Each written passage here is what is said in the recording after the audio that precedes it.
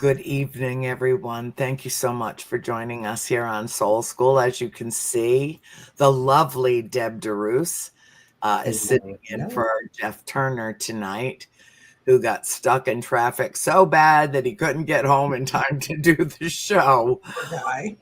Oh, God, he's so upset here because when I sent him, what I wanted to do the show about, he's like, "Oh, that is so up my alley. I'm so excited." And then he couldn't make it. So exactly.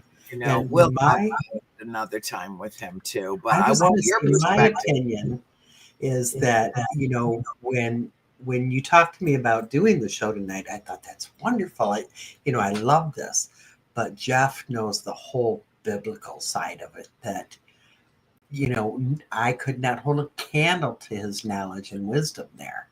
So, I would say do this again next week or very soon because we still want to hear what he has to say. Absolutely. Absolutely. So for those that are unaware of what the title of tonight's show is or the description, allow me.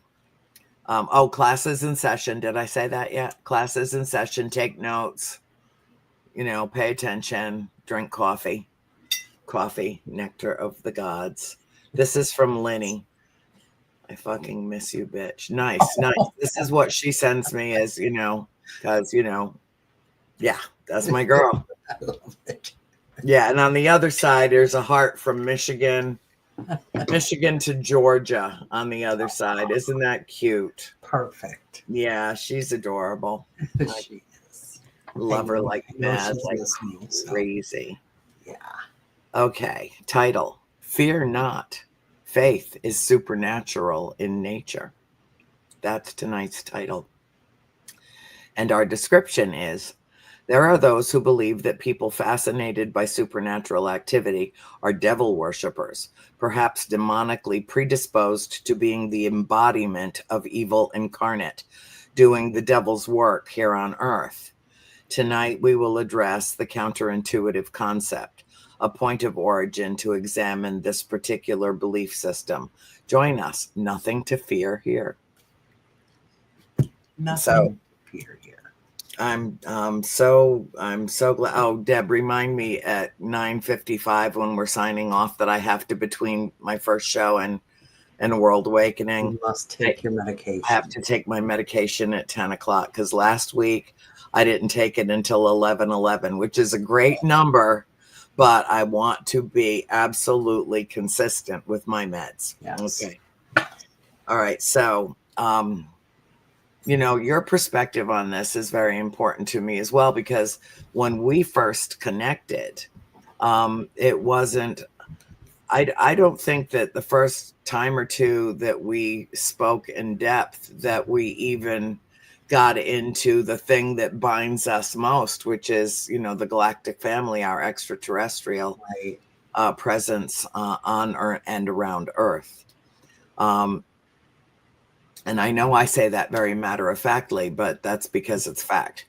And so, anybody that can't quite cope with that, go find something else to watch on YouTube. It's not like there's a shortage.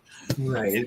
But we were actually connected through ghosts and spirits and haunted items and haunted places and, all of that. And when I first met you, I just thought, this woman knows more than I, will forget more than I'm ever going to know.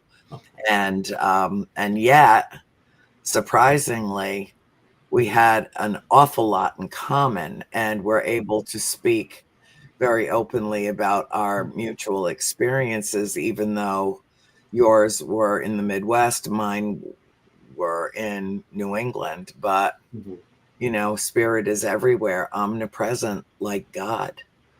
And so, there it is. And you and I both know all too well that there are an awful lot of people that work in the field of the paranormal, whether it be research or exploitation or whatever else they're doing, that their stock and trade is fear.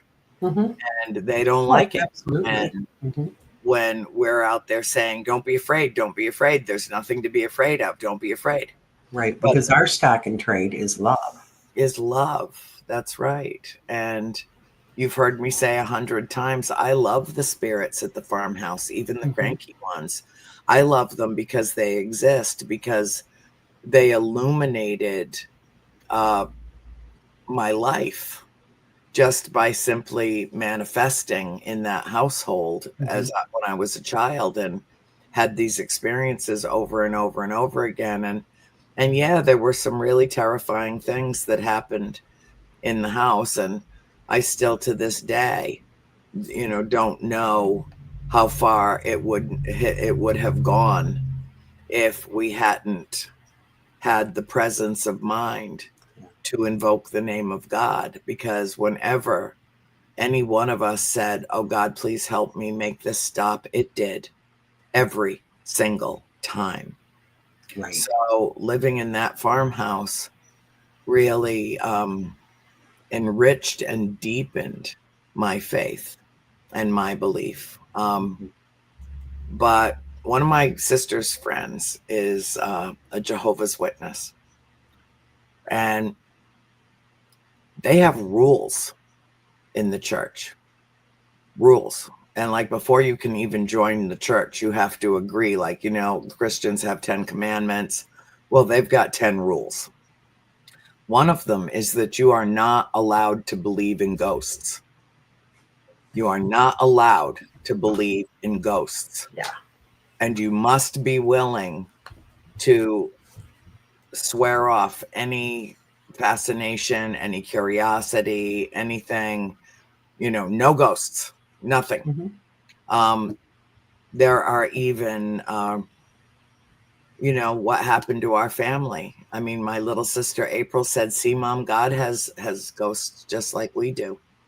When the priest at Easter Mass said, "In the Father and the Son and the Holy Ghost," Yep. and we Nice were to out. We were bring that gone. up. We were out. That was it. I mean, he caught my father on the stairs going down and said, "Please take your family and worship elsewhere, because I don't want this in my church."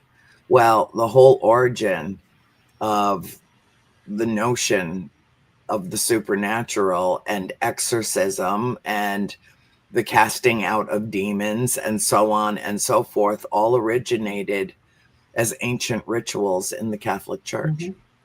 Mhm. And so I guess some of them, the priests just thought that that was an area that was secret and relegated just to the clergy, and that, normal average people weren't supposed to, have these experiences or discuss them in public, certainly. And I guess church is a public place when you've got Sure. several hundred parishioners sitting in a church. Mhm.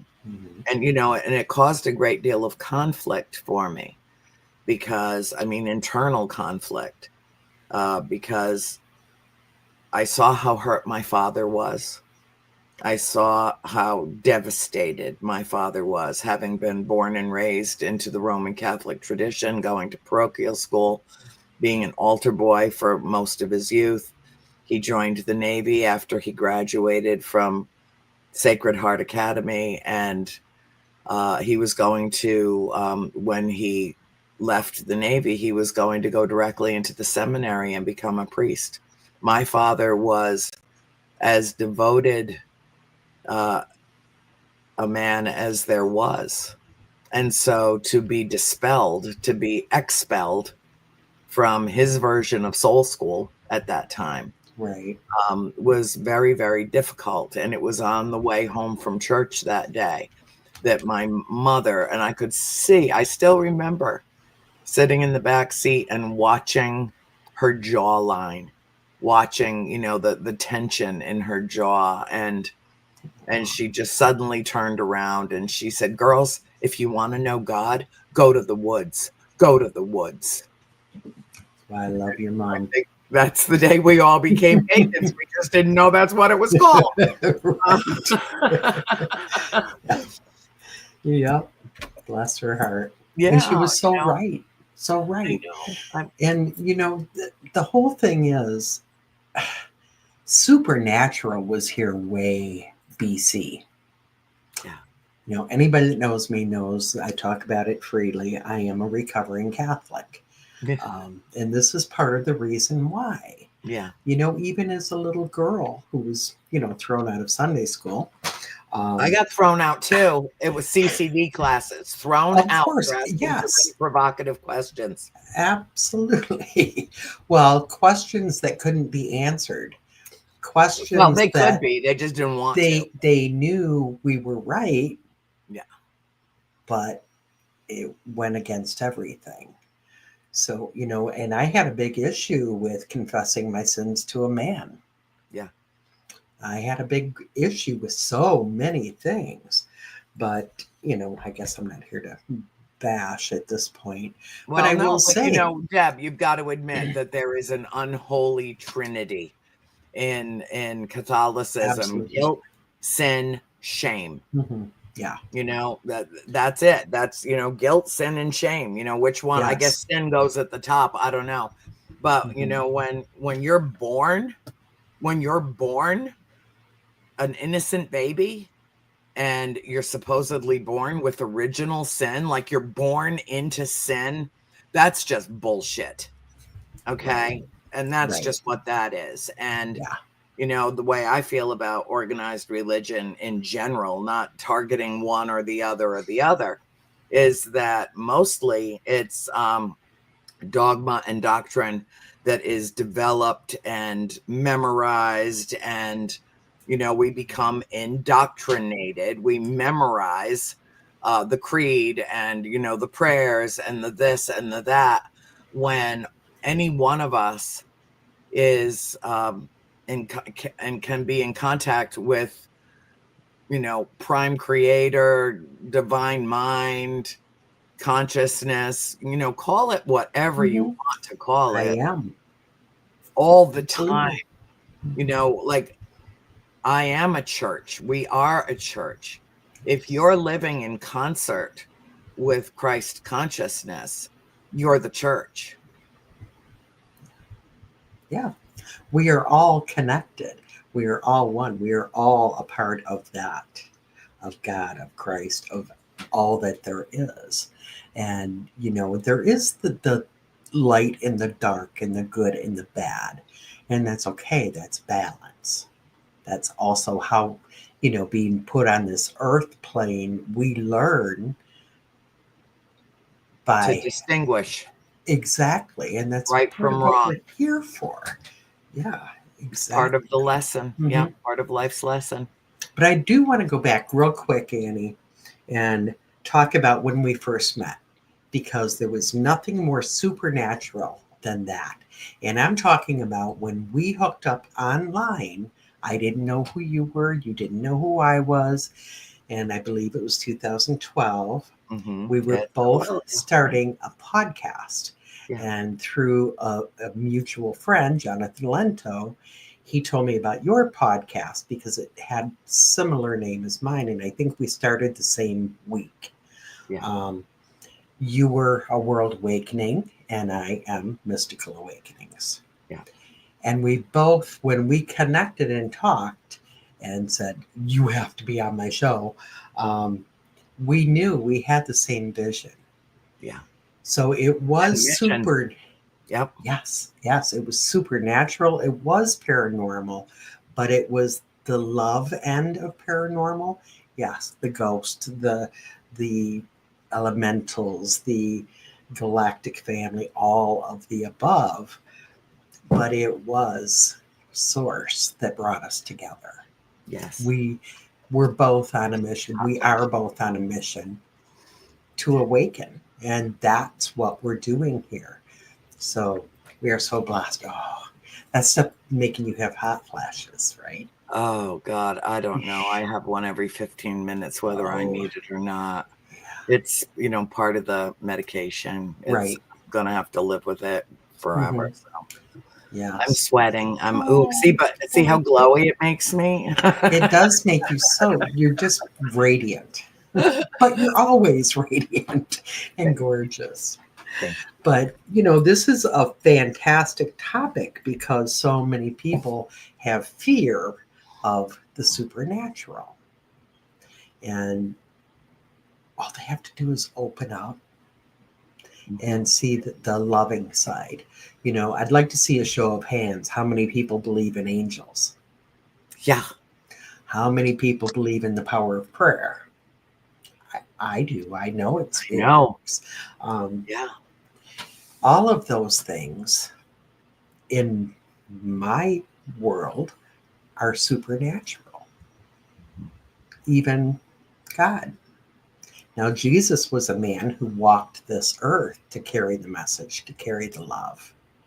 Yes. And then he was crucified and then resurrected, you know, life after death. And he was the living embodiment Was he a according ghost? Was he a ghost? Oh my You gosh. know, what Sorry. about Immaculate Conception? What is that? A miracle? Is that a miracle? Oh, and You isn't know, a miracle supernatural?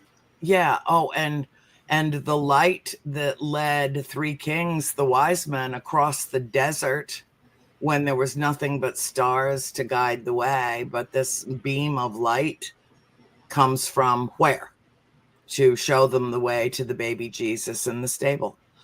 Okay, if all of that story, if we accept the whole story as true, you know, as well documented, well recorded, literally integrated in history, not just religious history, then there is no disputing that the birth of Jesus was not a natural event. For me, and this is just me, I'm not, don't get mad, don't send Lenny letters. Okay, please, please, please. I speak for myself. The only way any of that makes any sense to me at all is that there was an extraterrestrial presence involved with the bringing of Jesus to Earth. I believe that. I think that it's the only plausible explanation. But I've seen miracles. I've been part of miracles in my life. I should be long gone. I've had 3 close encounters with death, so close that I prepared myself to die, and I lived. And it cannot be explained other than that was a miracle.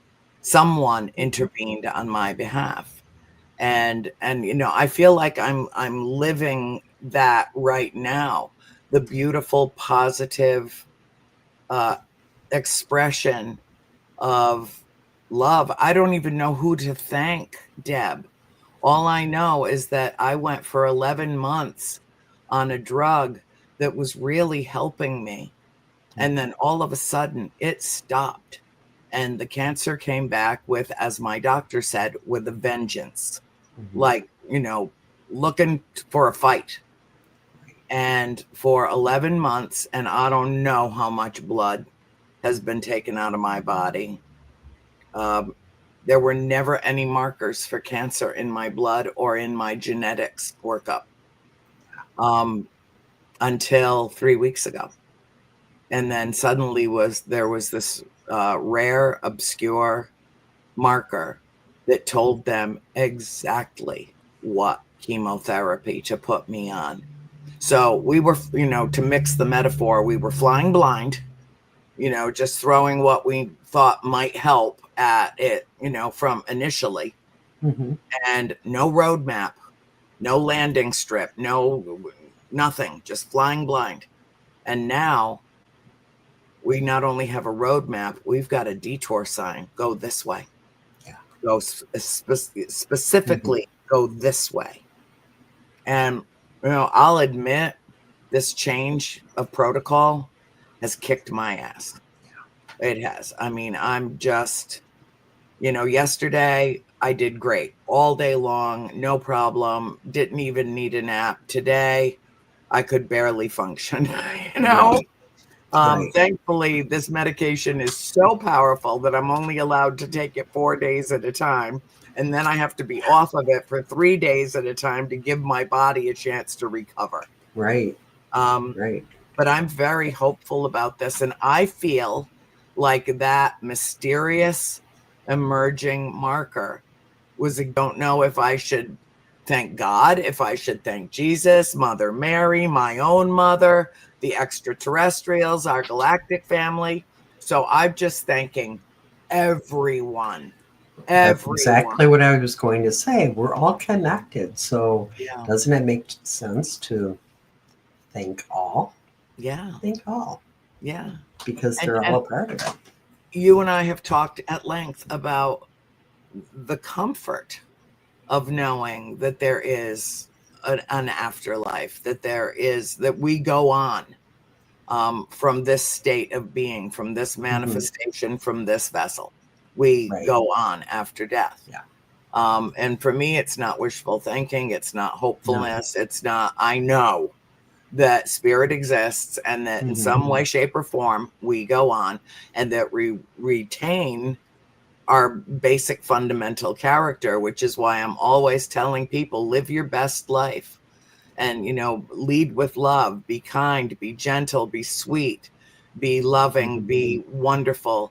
Every opportunity you get to do something for someone else, to enrich their life, to make them feel connected, to make them feel whole and perfect and pure in the presence of the Creator. Right. And we live that way, Deb. You and I live that way. Absolutely. We live mindful lives. We stay in the moment. And we live mission-led lives. We know we're here for a purpose, as is everybody. As is everybody. It's finding the purpose, Right. like specifically when you realize what you were born to do, it is joyful. It is wonderful. I mean, when I wrote my first books, I didn't have a title. My mother titled them House of Darkness, House of Light. She said, no comma, it was both. Okay, however you want it, Mom, that's it. But it was both. And there were things that happened in that house and things that have happened in your life that were, at the very least, deeply startling, because it was something we hadn't experienced before. Right. And for a lot of people, that's reason enough to be deeply fearful. I get that. I understand it. But when you embrace that, when you literally embrace fear and thank it for the times that it rescued you from making your own worst decisions, that intuition that taps you on the shoulder, it no longer has any power over you in your life. And since my diagnosis, I'm pretty sure I have felt every single human emotion except fear. And interestingly, I was sitting on the sofa giving Peanut a full body rub the other night because, Lucky Peanut. yes, well, she's just like, I mean, she needed it. She is the princess. She needed it. She's the princess. Yes. And I was thinking about that, and I thought, isn't it interesting that I had no fear when Dr. Knight gave me my diagnosis? In fact, I kind of threw it back in her face and said, I don't want to hear those words again. You can write them on papers if you want or whatever, but I don't want to have them in conversation. I don't want to hear inoperable. I don't want to hear incurable. That has no relevance to me, which she has since learned. Bless her heart. What a wonderful woman. But I'm an anomaly. I'm not your average cancer patient. I'm not your average anything. But it occurred to me when I was thinking about that remember when I had my first conscious contact with the flotilla of vessels that came across the farm when I was 13 years old. And I felt every human emotion except fear. Wow. So I again, can imagine that. connectivity. Mm-hmm. No, I mean, that was not something to fear. That was something to be mesmerized by. It was Mm-hmm. something to have a realization about. But I wasn't fearful. There was no threat being Mm-hmm. posed to me at all. I was Right. being informed. I was being given knowledge.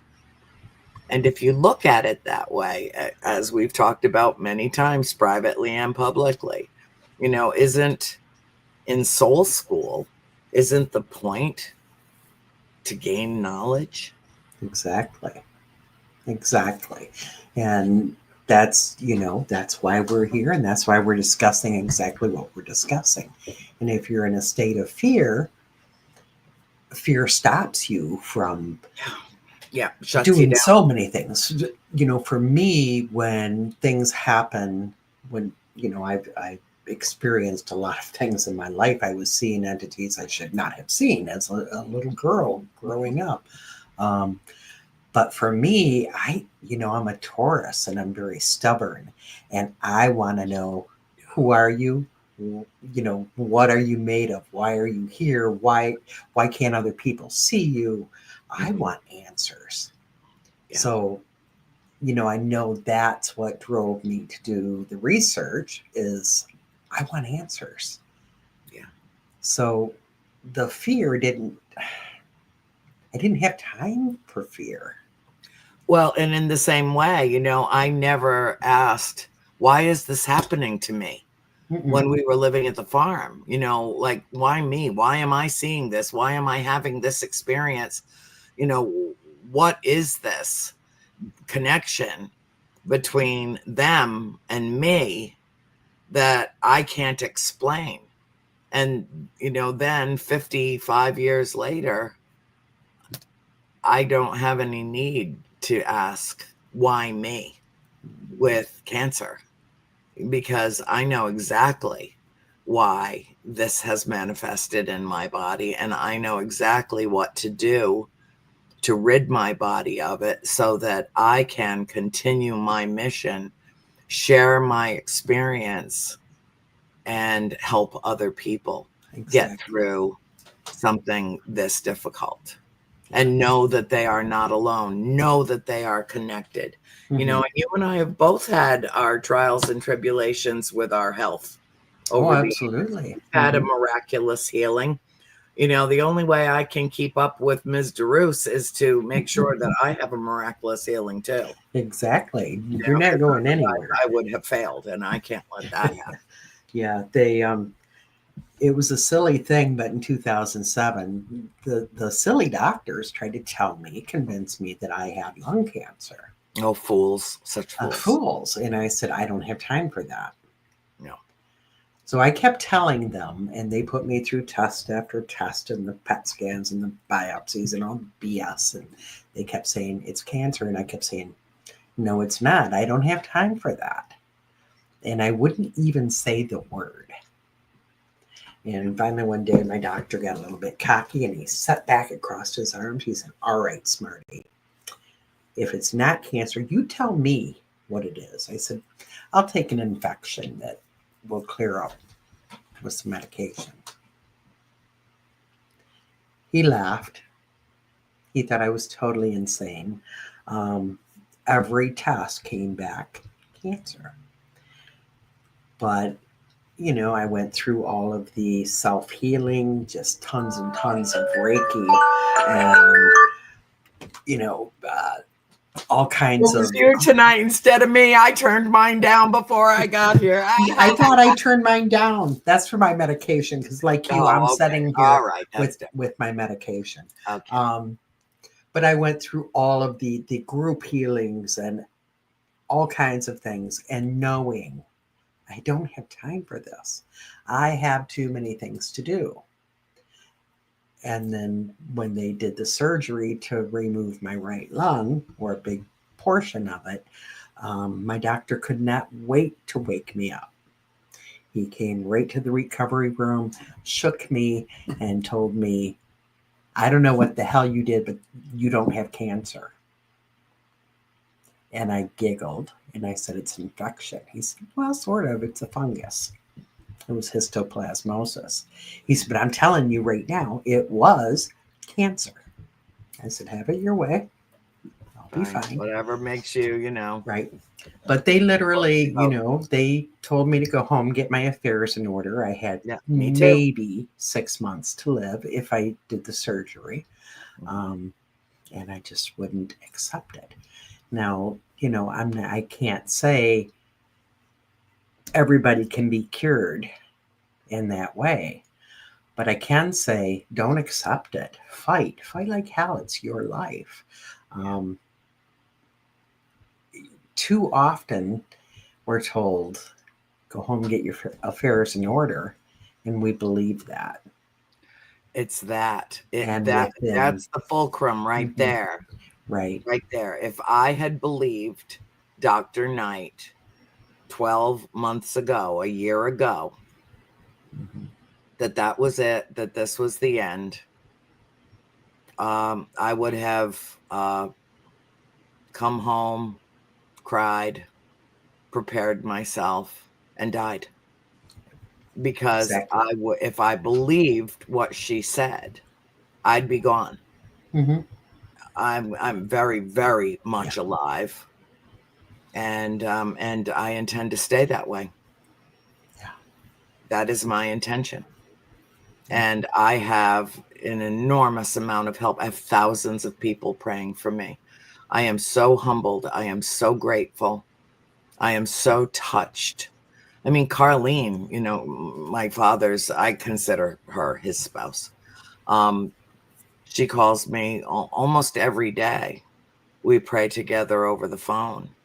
You know, I mean, she's in Florida. I'm here. When she's here, we sit together and hold hands and we pray together. Me knowing what she knows is that we were heard the first time. You know, we're not doing what we're doing other than to reaffirm our love and our belief in the divine. And I really, truly do believe that what has just happened to me was a miracle, was a divine intervention. I mean, when you get in your oncologist's face, top of her class, Emory Medical School, and say, where did it come from? The marker. And she says, I don't know. Well, I do. You want to talk about that? You want to talk about that? And Christine is just sitting there, you know, like, oh God, oh God, oh God. Where is this going? That bless her heart. Yeah, it was devastating. I mean, I spent 2 days just talking my whole family down off the ledge. I mean, everybody panicked when suddenly the progress came to an abrupt halt. You know, not slowly, like an abrupt halt and a complete reversal of the tumor going from shrinking, the main tumor, from shrinking to growing rapidly.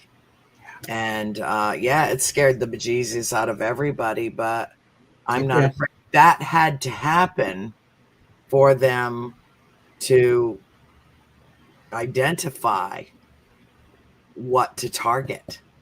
That had to happen. Because if it didn't, then I'd still just be, you know, going along and along and along on a medication that was no longer effective for me. Right. You know, and the average patient from my original chemo gets 2 to 3 years out of that, where it holds everything at bay. It was there was more than holding at bay for me. There was the killing off and disappearance of cancerous tumors in my body. And they were just disappearing. And, you know, could she explain that? No. But I can, and you can. And, you know, healing is supernatural. faith Oh, is yeah. supernatural. Mhm. It is everything that is supernatural is natural. Right. You know, Right. as we've so often said to each other, there's nothing paranormal in my life. It's all normal. There's Right. nothing supernatural in my life. It's all natural. Mhm. If it exists, it's natural. It exists. It's natural. It's part Mhm. of our, lessons. And I feel bad for people that don't have encounters with spirit, Mhm. or don't seem to be able to recognize that they're completely surrounded by their loved ones, don't feel Mhm. the feels, all the feels Right. of Right. knowing that, like the other day, last night I was at a Democratic Committee organization meeting for Carroll County. There were 50 people there. I walked in the room. I was like, I didn't know there were 50 Democrats in the state of Georgia. They all laughed. I mean, that's how we started the meeting.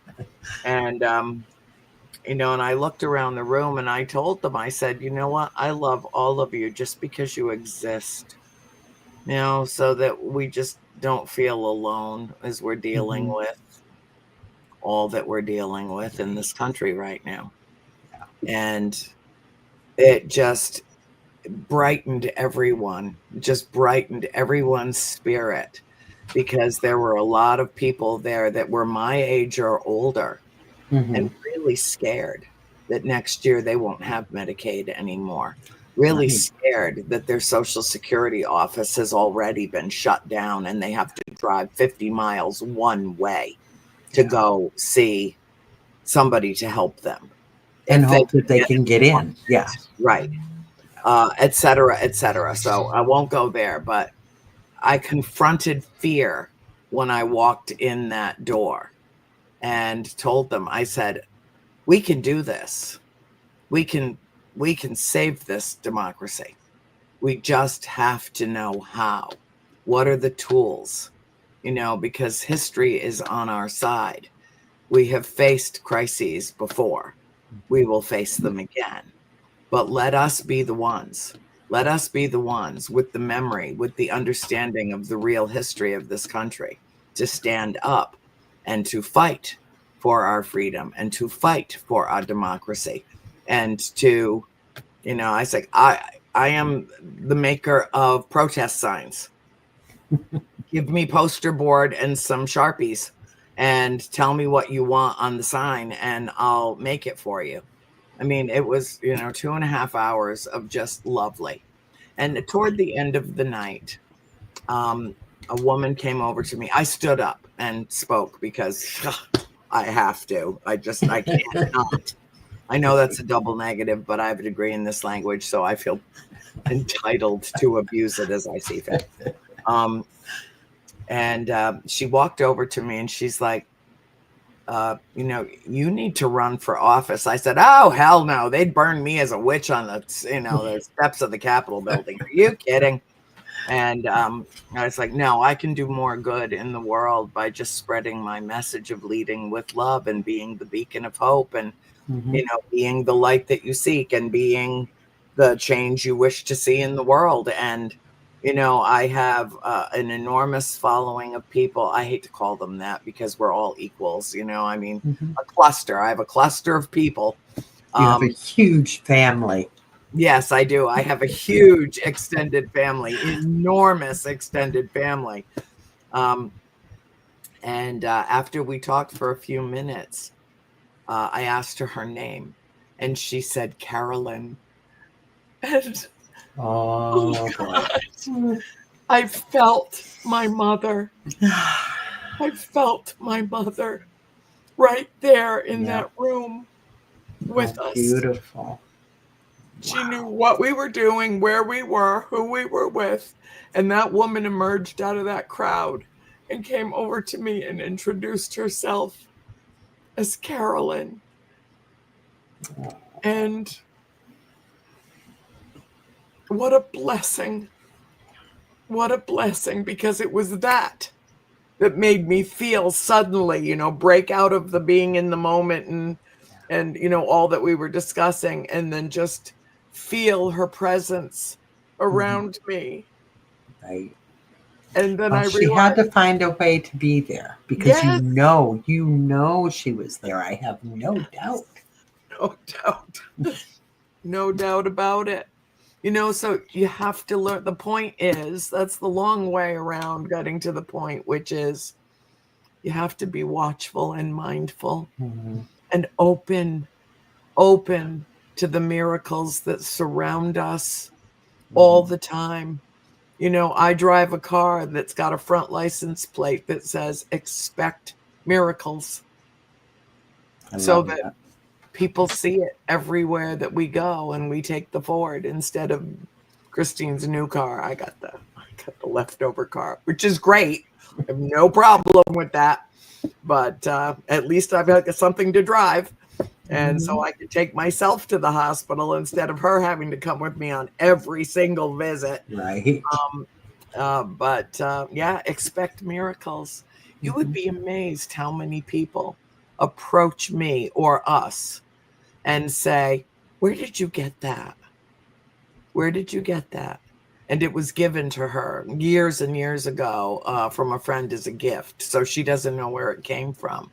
But she said, you can go on Amazon or Etsy and order one of those and put it on your car too, because it reminds people to have faith. Yeah, Dare to have faith. Dare to exactly. believe. Mhm. It's a big leap for some people, Deb. It's a really It big it leap for is some people. because so many people have been preconditioned their whole lives to believe that it's negative, that it's, anything other than Christ is demon. And that is simply not the case. As a medium, I, every day I do readings and I help people connect with people that they love and have lost. And to see the joy, I'm getting old. I'm 67 years old. So I've been doing this for so many years. Mhm. And I keep telling myself I need to quit. I need to quit. But Oh, to yeah. see No, that joy when they realize that really is my mother, my sister, my son, my loved one talking to me. mhm. It's such a beautiful thing, and it's so healing that Yeah, they know the physical body is gone, but that person is not gone. right. We continue.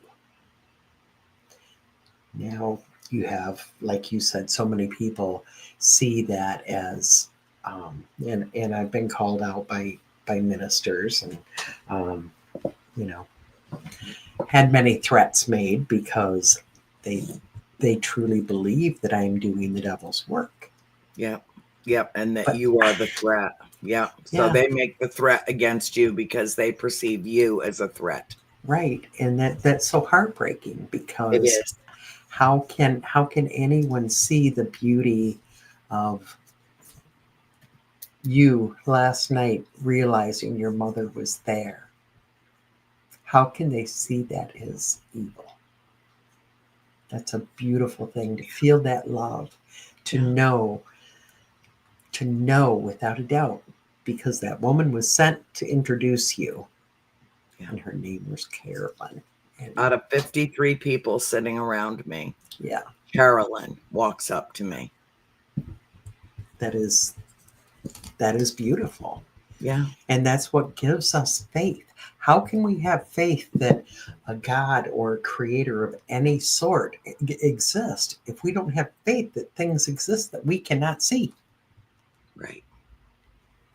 Well, for years in different lectures, I'm sure you've heard me say it at some point that, there's nobody on this planet that looks up and sees a full moon that isn't mesmerized by the beauty of the full moon.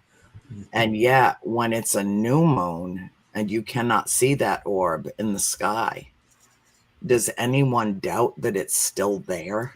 Right. It's invisible that night for a reason. It's invisible because of a shadow cast. That's a natural. It's not it's phenomenal event. It's a cosmic event, but it's not supernatural. It's just natural. The moon is still there. Don't doubt that the moon is still there. It is still there. I promise you it is still there. Mm-hmm.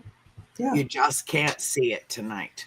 Right. Just like if there was heavy overcast and you couldn't see the moon. Same thing.